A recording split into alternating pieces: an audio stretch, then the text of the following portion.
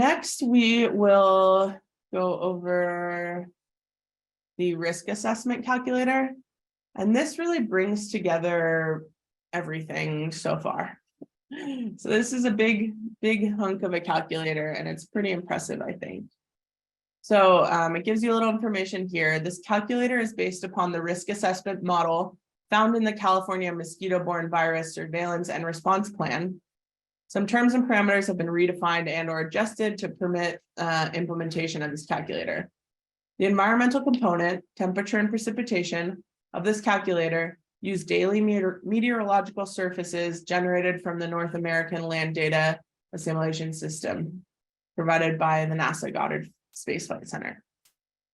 Infection rate component of this calculator is based upon that CDC infection rate add-in, which we used earlier to calculate infection rates, pool infection rates. So this pulls in a lot of data into one. Again, there's a help page, tells you about it here and how to fill out the calculator. And so let's go ahead and run it. So again, we're not going to choose a peer agency, but you can if you would like. I'm going to choose this for last year. We're going to go half months again. Same thing with our features and all of the other calculators. We can select features that we have defined. We can create a polygon. So let's do that on this one. Why not? Let's just go for this random region. I don't think you would ever do this, but for purposes of this, sure. Again, you could do site groups, regions, and actually, you know what? Let's go regions this time, just because. Why not? Instead of doing features. So I'm gonna close out of that polygon. So let's say we're interested in what's happening in Sacramento County and what's happening in Yolo County. And we're gonna treat those separately. So these are the two counties that Sac-Yolo Mosquito Control District serves. Okay, here, this buffer distance is basically what's being defined as your broad region. So I would leave this as the default unless you have a reason not to. The default is 150 miles or 241 kilometers. When you hover over it, tells you what this is, and it says changing this value is strongly discouraged. Basically what this is, it's saying like if there is a positive sentinel chicken or bird or mosquito, I think in the broad region, it's going to influence the risk in our specific region or that spatial feature, that you've defined. So yeah, I think that's all that means. So I would leave that unless you have a reason to change it. Our target here is going to be West Nile. Again, our species will go Tarsalis and Pipiens. We'll treat these separately. And our regions are also going to actually, let's just do it together just for purposes of running less calculations on this calculator. But you can choose whatever you would like. We're going to do females. We're going to select CO2 traps. Historical mean. This is what we talked about earlier. So I'm not going to go over it again. Just to say I would leave it at the default. But you can play around what works best for you.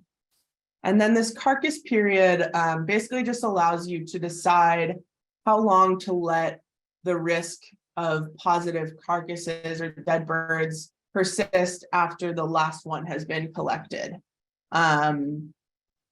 So, if you stop collecting dead birds or testing them in your agency, it doesn't mean that there's no potential for positive dead birds. It's just that you've stopped collecting them.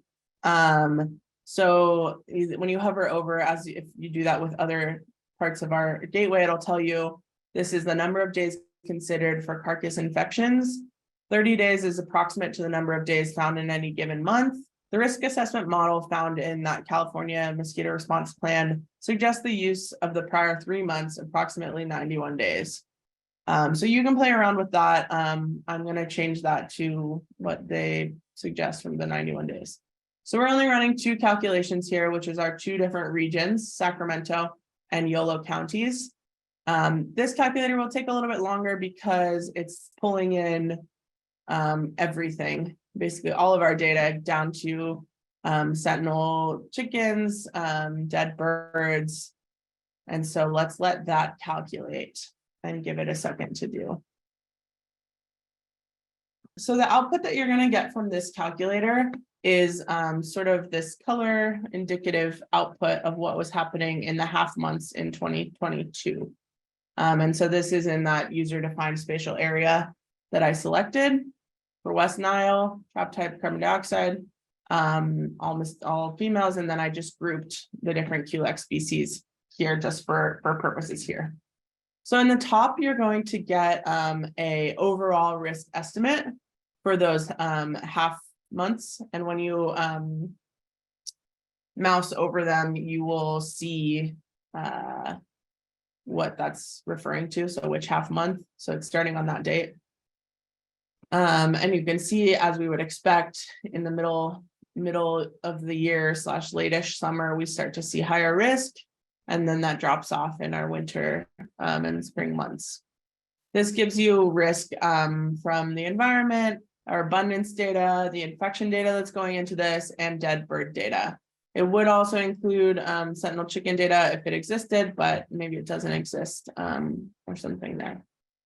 With this, you can download the data just as you can with everything else. We can also download the report, and what that's going to do is spit out a PDF for us. And so that PDF is going to look the same and gives us a little more information. So it actually tells us the dates above, all of the information that we were putting into this calculator. And then we can see the risk and how that breaks down. So again, very useful for reports. Very useful for understanding if your agency needs to take action in that defined spatial feature. This is based on the California plan. If other states have other plans, you can know, what risk levels you're at and when you should be taking action. So as I mentioned earlier, this calculator, this risk calculator is also what feeds into the map. We log into the gateway. When you're logged into the sandbox, it logs you out of the gateway. So that's why I have to log in again. No big deal. But this risk calculator, now you'll notice that these colors start to look pretty similar. And when I go to that middle of the year, this should start to match up. This is for the state of California, and the one we just ran was just for YOLO in that user-defined spatial region. But these numbers will start to match up, and we can look, in YOLO specifically. You'll remember that the 2 charts popped up over here. We'll give it a second. Again, there's a lot of data going into this calculator and then into this map.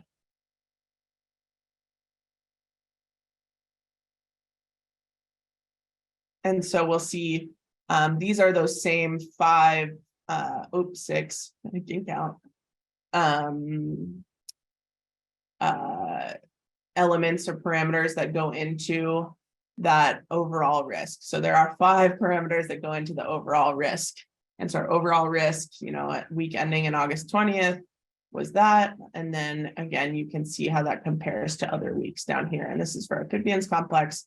We could also do that for Tarsalis.